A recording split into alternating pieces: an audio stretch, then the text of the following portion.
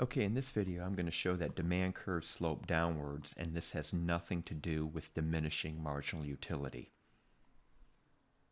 So here we have a utility function over good x and good y. First thing we'll do is get the marginal utility of good x by taking the partial derivative of the utility function with respect to x. Bring the 3 down in front, and then this exponent on 3, we're going to subtract 1 from it, so we get this result. So notice here that marginal utility of good x is positive, so more is better. As we consume more units of good x, utility goes up. Let's take the derivative now of the marginal utility function. So here's the marginal utility of good x. I'm going to take the derivative of that. So bringing the 2 down in front, 2 times 3 gives us 6. And on this exponent here, this 2 term here, we're going to be 2 minus 1, leaving x raised to the power of 1. So the marginal utility increases with x.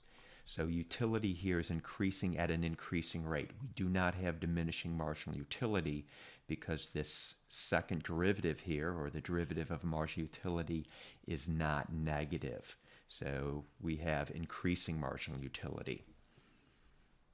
All right, let's get the marginal utility of good y. We get this result.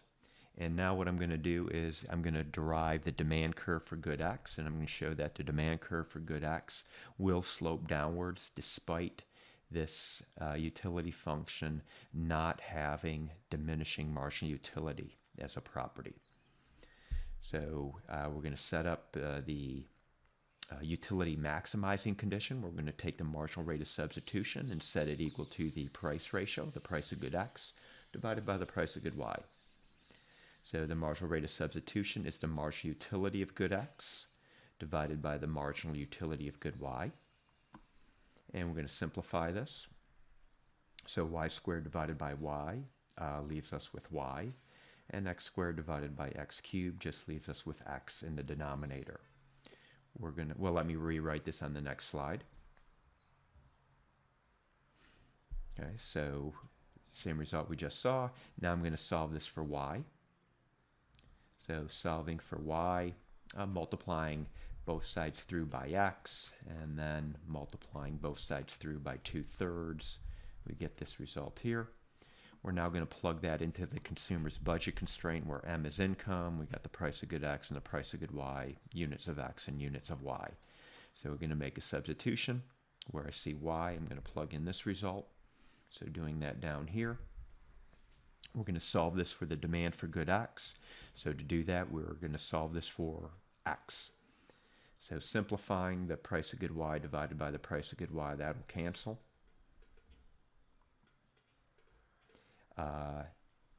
Adding up these two terms here, getting a common denominator. We're going to have income equals 5/3 times the price of good x multiplied by units of x. And solving for x, this is the demand for good x. You'll note here that as the price of good x increases, as the denominator gets bigger, this whole thing gets smaller, meaning the consumer will buy fewer units at higher prices. So despite this utility function not having diminishing marginal utility, we get a standard downward sloping demand curve. Okay, I hope you found this video interesting.